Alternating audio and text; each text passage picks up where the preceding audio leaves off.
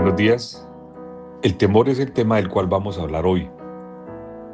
En la Biblia encontramos definiciones y conceptos que no concuerdan con el significado que la cultura y la sociedad les ha asignado.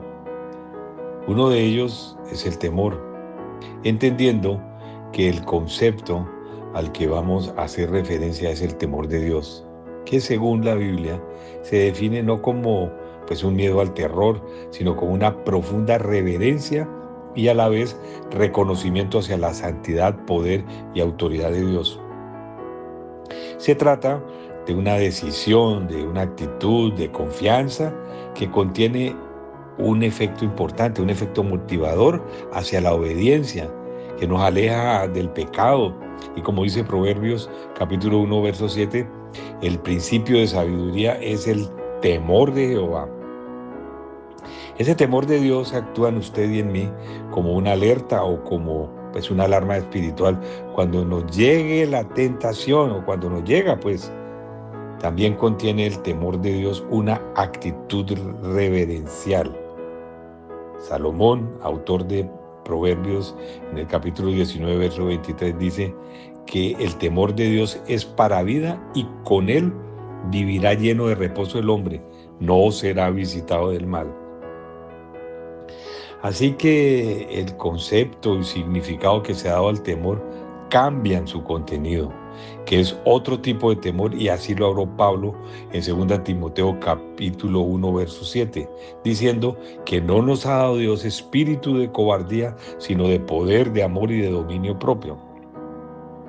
El temor al que se refiere la palabra, y del que estamos hablando, no es temor por miedo a un castigo, mucho menos es un temor servil. Se trata de una reverencia que nos impulsa a que permanentemente agrademos a Dios y que se debe convertir en una expresión de nuestro carácter y prioridad de vida, como nos exhorta allá Eclesiastés cuando dice: teme a Dios y guarda sus mandamientos, porque esto es el todo del hombre.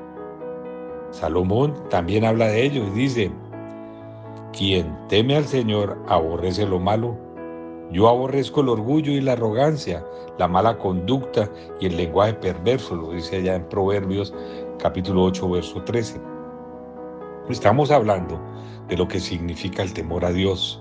Y claro, cabe que nos preguntemos, usted y yo, todos nosotros, si en nuestro modo de vida, en mi modo de vida, hay verdadero temor de Dios.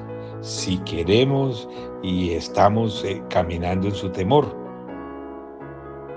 Es claro entonces, estamos llamados a entender que el temor de Dios se expresa en amarlo. Y como le amamos, tememos fallarle. Por ello, Pablo dijo en 2 Corintios capítulo 7, verso 1, parte B: limpiémonos de toda contaminación de carne y de espíritu, perfeccionando la santidad en el temor de Dios. Bendiciones.